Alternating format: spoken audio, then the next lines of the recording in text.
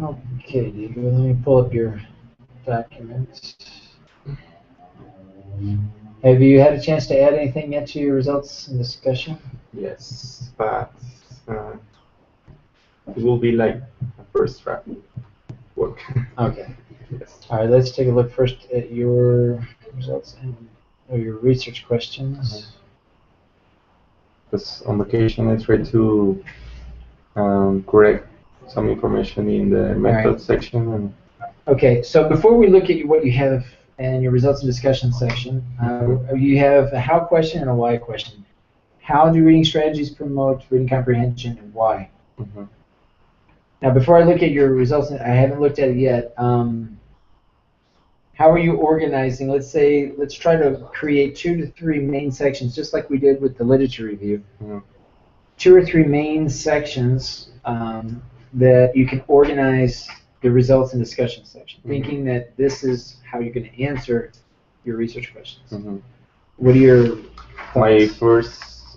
first part was about metacognitive strategies, all the results that I saw related with metacognitive strategies, and the second was monitoring strategies.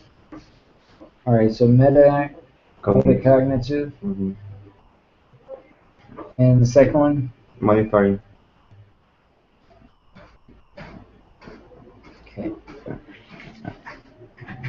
Now, based on your research questions, probably the most logical way to subdivide each of these sections would be talk about the how and the why.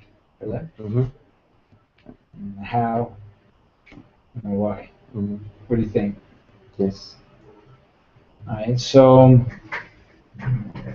let's look at the data sources that you have to answer your questions, and let's look at how under metacognitive. How? What data sources do you have to answer how to metacognitive? Mm, First of all, the interviews, the observations also, and the questionnaire, the first question. I'm going to organize the information according to this pattern. Ahorita, right? The why? Same data sources? Yes. Yes. Monitoring how, monitoring why? The same Same? thing. Yeah. All right. So I'm just going to put just for the sake of Yeah. simplicity. Uh-huh. And what I mean by data sources, I mean these, right? Mm-hmm. So, Yeah. all right. So, looking at this is your results and discussion. Now, just as we talked a lot about in your lit review, we're still going to follow the meal plan. So it's very important in this section, your results and the discussion section, that you develop paragraphs. Even though you might use images and tables, that's fine. But we still need to provide good paragraphs, and each paragraph being one idea. So when you talk about metacognitive how, you're going to have, I don't know how many concepts. You're going to have ideas or concepts that you're going to talk about, right, in these sections. Each concept or idea or claim, you need to try to include at 3 data sources. If you include 3 data sources, you're triangulating the information. We want to try to triangulate the data. So each concept, you want to try to include each of the 3 data sources that you have. You want to include at least 2 data sources. Okay, it's better to include 3. If you only have 1 data source, it's better not to talk about it. I think we talked about that before, right? So the idea here is that you have each of these concepts and ideas that you're talking about. Did we talk about this last time? Like this? Like did No. I? Okay. Sometimes I No, don't worry. Don't know if we talked about it or not. So, the same idea with the why. What concepts do you want to talk about? And make sure that each of those concepts you bring in those 3 different data sources. Just to talk about that one thing. The idea is that you have different perspectives to talk about that one idea, that one concept, or that one claim. Okay? So this is how you need to try to follow the order, making it, as coherent as possible, and making sure that all the data that you have, you're triangulating as much as you can, or at least you have 2 data sources. Now you have basically 2 options for developing your results and discussion section based on however you decide to organize this. Option number 1, because this is a paragraph, the first sentence is going to be a topic sentence, just like you did in the lit review. Okay, main idea. But this meal plan may look a little bit different in the results and discussion section. Here's one option. More evidence than...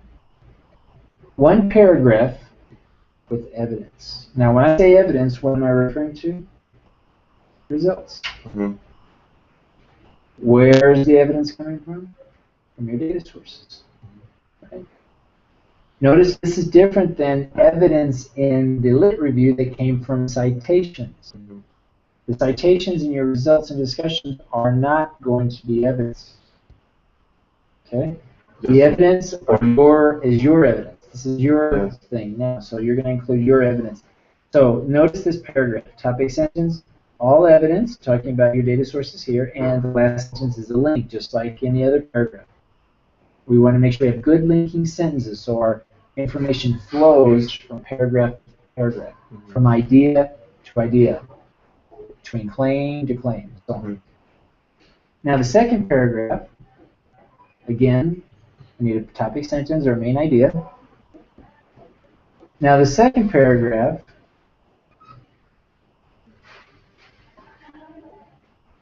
is going to have and that analysis. Another word for analysis? Discussion.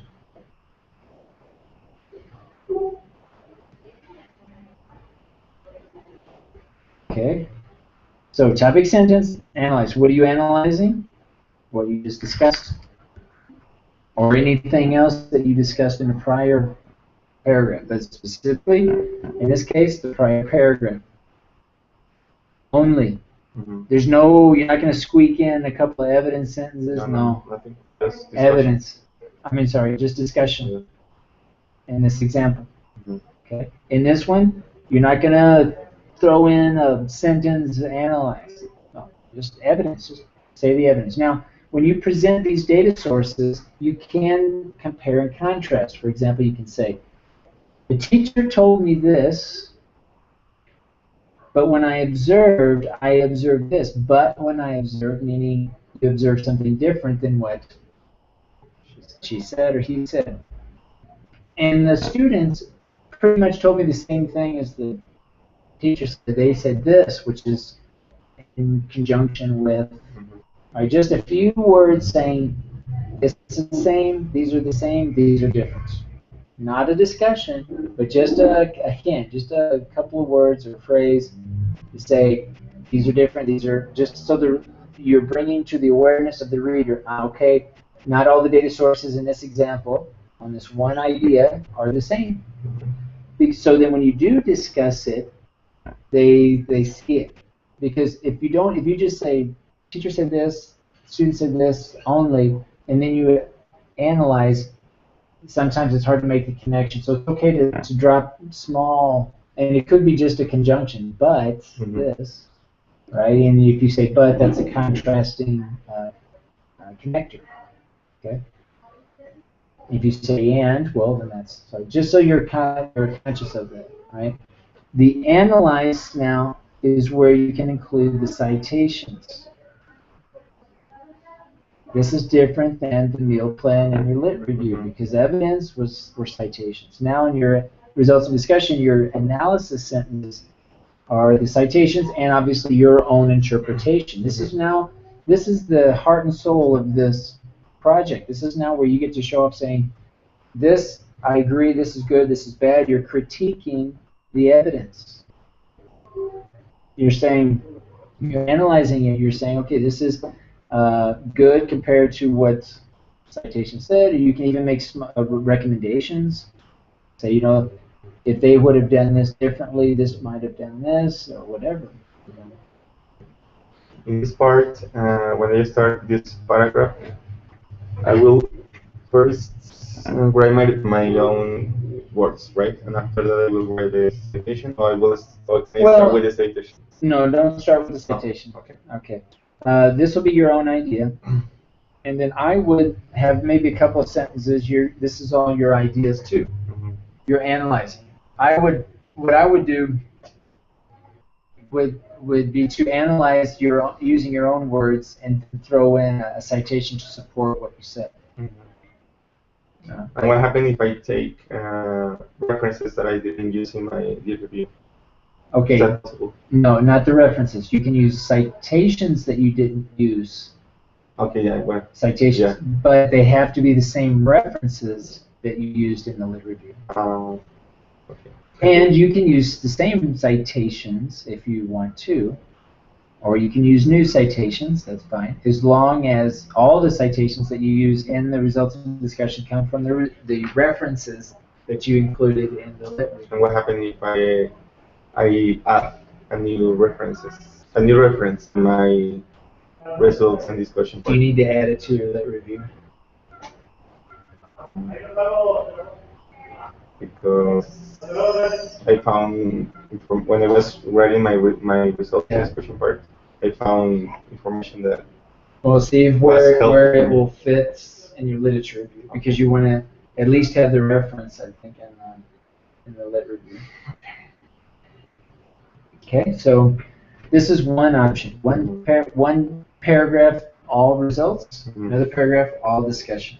And once I finish this, I will start with a new. Okay. Well. Let's say topic. Well, right. Well, no let's talk about the second option. Then I'll go to that question. Option 2. This is option 1. One paragraph evidence. One paragraph analysis. So option 2 again. Topic sentence. Evidence. Analyze. Evidence. Analyze. Evidence. Analyze. Blank. Now, this option, I don't mean that you have every paragraph, one evidence sentence, one analyze sentence. What I mean is, within the one paragraph, you have a good balance, a good mix of results and discussion within the same paragraph. There's a balance. And throughout the entire results and discussion, Diego, the big thing here is not to have too many results and not enough discussion, or too few results and too much discussion.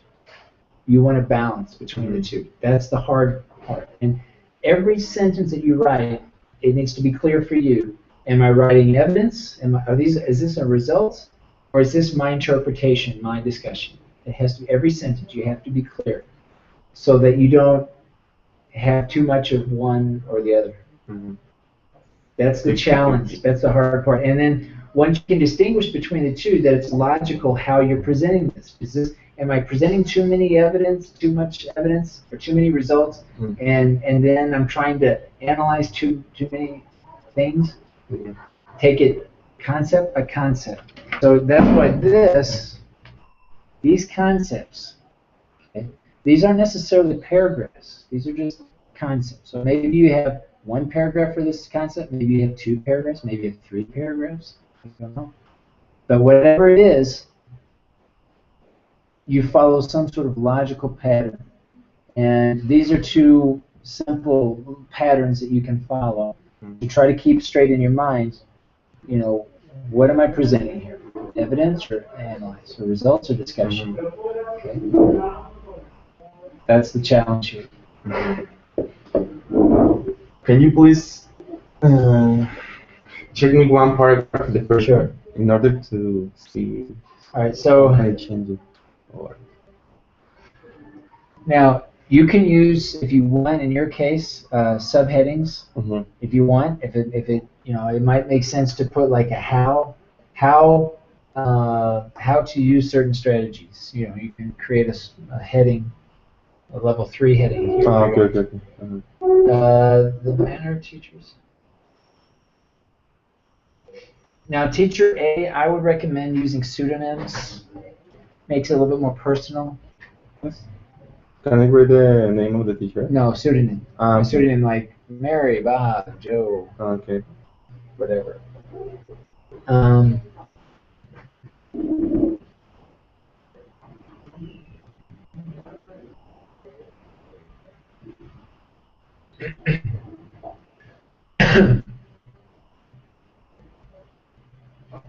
right. Another thing too, these data sources, when you do your analysis, and this is very common, in most cases, try to be more specific. For example, here, teacher A, who gave a general English class, asked 4 questions, 3 questions, 2 questions. What type of questions? Right? Specific questions. She asked these questions usually before the reading. Now, when we say usually, I'm not going to say that you never use usually. But this, since you're doing research, see if you have in your field work, field notes, how many times did they ask, how many questions did they ask, and how many times did they ask these questions before? Because when you say usually, well, what is usually? Like half the time? How many questions? Mm-hmm. You need to try to be more specific. Mm-hmm. So, depending on what you have, I want you to think more specific. Mm-hmm. Try to be as specific as you can, because they may ask you, well, usually before reading, well, how often did it happen? Did it happen once? Usually, what is usually? More than 50%, 60%, 70%? Mm-hmm. Or think 7 out of 8 times, 6 out of 10 times, whatever. Mm-hmm. And by setting strategies, but also during reading strategies, and finally post-reading strategies. For example, okay, so for example, now you're quoting someone. So this is an analysis saying that relating prior knowledge to text, students create mental images based on prior experiences.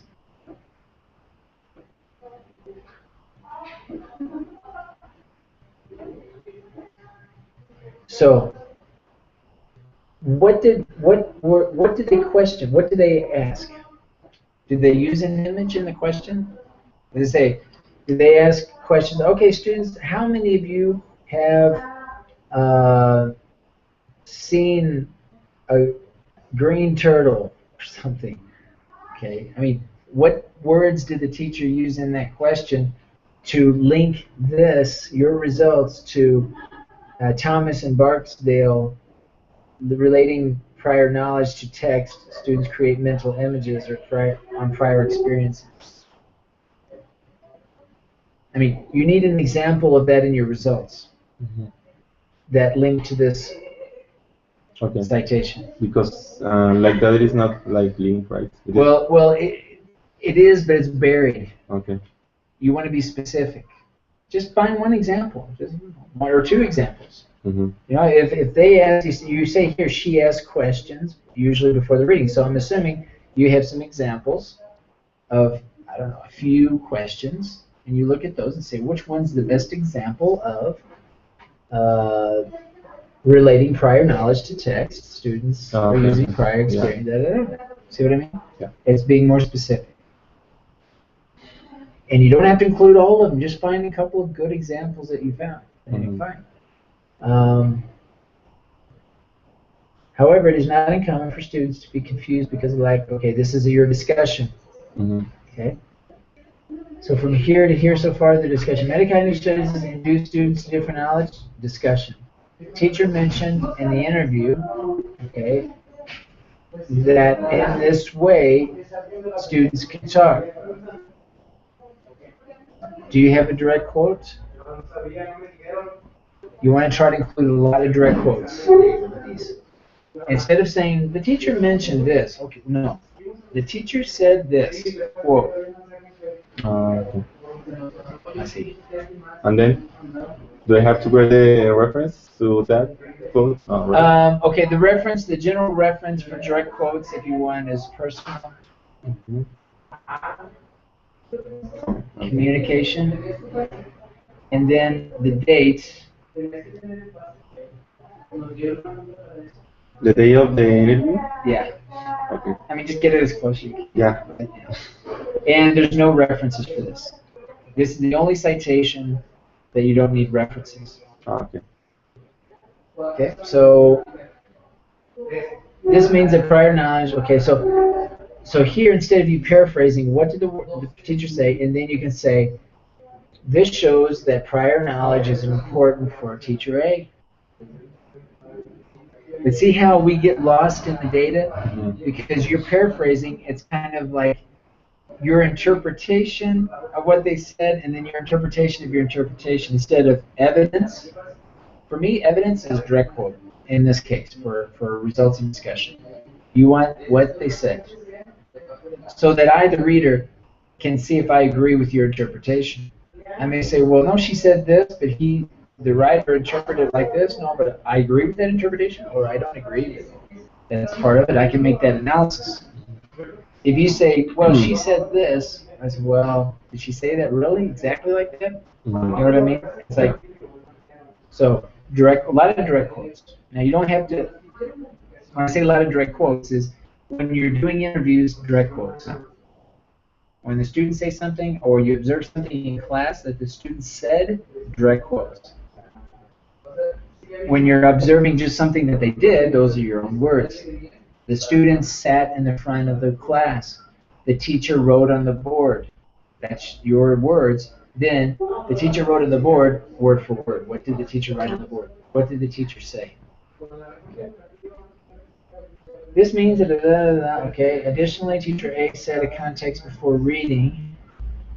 Additionally, teacher A set a context before reading by having them analyzing the text to make students have a previous idea about. All right, again, any direct quotes. What did the teachers say that created prior knowledge? We need examples. Like what I've highlighted here. Like, and you should have all those in your transcripts. It's just like looking at it and just include those direct quotes. Now, does that make sense? Okay. To be more specific, basically. To be more specific. At the beginning of the course, the teacher asked, write topics. All right, so this first paragraph is not bad. You have a mix of evidence and analyze. But the order sometimes is a little bit, you can be more specific, but like at the end, you end with evidence. Okay. Now, because you chose this option, you're not going to end with evidence. Because you need to talk about it. See what I mean? So in this case, I will have to add more analysis to that last. Yeah, you need to be more specific, and then comment on this. After you be more specific, comment on it to follow this pattern. Don't mix these two options. Okay. Now, if you have like this, okay, you're going to end with evidence. Okay, fine. Now do a link, and then you're going to analyze. That's fine. But because you chose this, I was expecting to see an analysis here. Okay, so the point here is, and this is not like the law, but what I want you to do is be very systematic in how you present results and discussion, and that everything that you provide is results that you discussed it, that it makes sense, that you actually discuss it, that you don't, and like in this case, mention something and then don't talk about it. Okay. Moreover, teacher B found, so now you're talking about teacher B, that's fine. Okay, teacher A first, teacher B, fine. And we're still talking about the how, maybe. So maybe follow this. How, teacher A, teacher B. Why, teacher A, teacher B. What they said. But whatever pattern that you choose, and this is only example, it just needs to be logical. It needs to make sense, right? And it needs to make sense for you, and you need to put yourself in the reader's shoes. How can I, as a writer, answer my questions and give this information to someone who's looking at it for the first time? They don't have the hours that you have invested in this. Okay, they don't know it as well as you do. You have to be very explicit and plain language and clear to present the results so somebody understands. Don't try to be, fancy or, very complicated. Try to lay it out very simply. Moreover, as we know, probably not a good paragraph connector. You could just say teacher B, right? Found that this is more interesting. Okay. Among among writing the quotes, like. Okay, be careful here. Notice, look at this. This is all one sentence. Be careful with your sentence development. See that? There's probably a run-on sentence there. Right?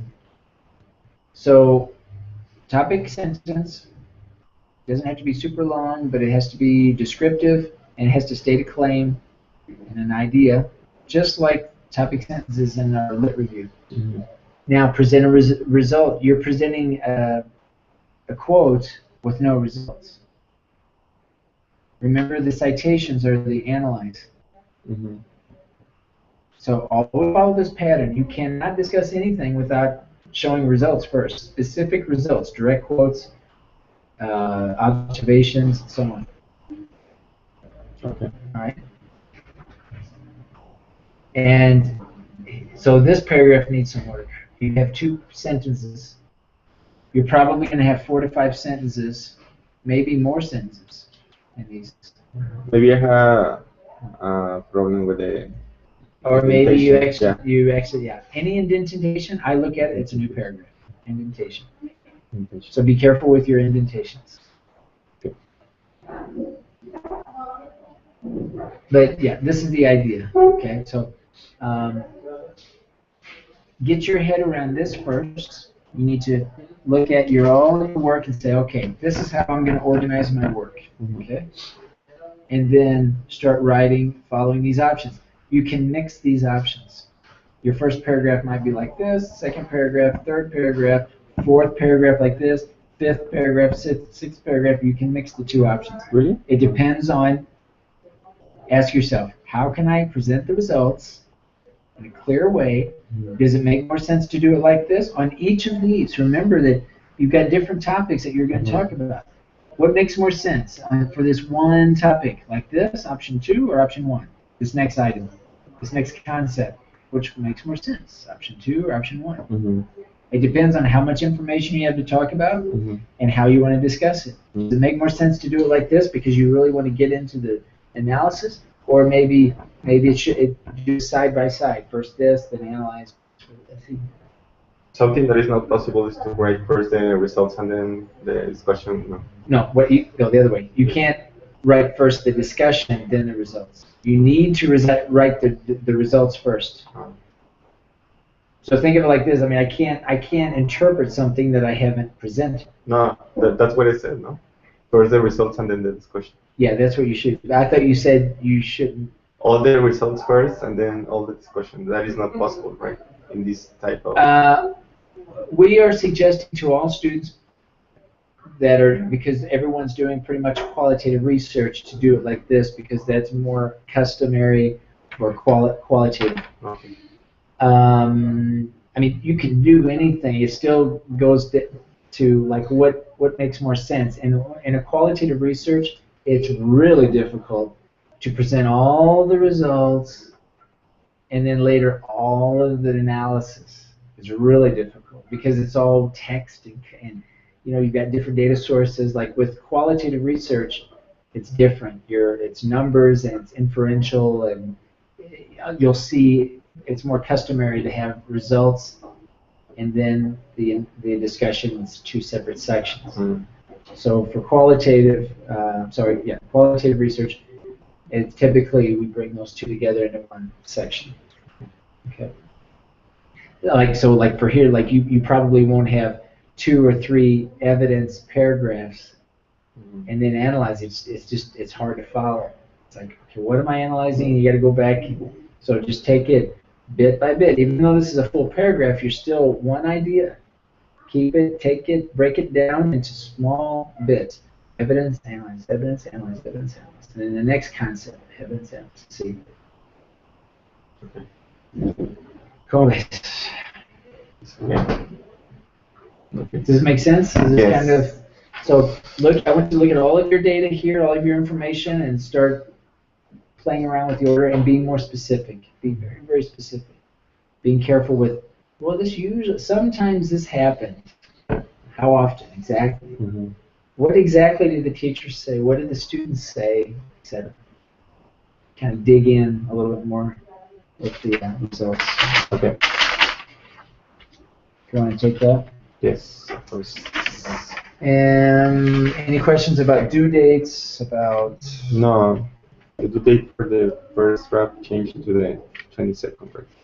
yes. All right. So we have the 16th to finish results and discussion. Then we'll have Monday, Tuesday, Wednesday, Thursday to finish the conclusion, the introduction, and the abstract. Next week we'll talk a little bit more in detail about that. And yeah, and the 22nd in the afternoon, I need, in fact, before 2 o'clock, I need your one copy of your final thesis, and hopefully if you can get it either Yadagolado, like bound, or even one of those little plastic slide-on things, that's fine. But just one copy. But before 2 o'clock. Okay, at 2 o'clock, we're going to meet the tutors to talk about and schedule the final presentations.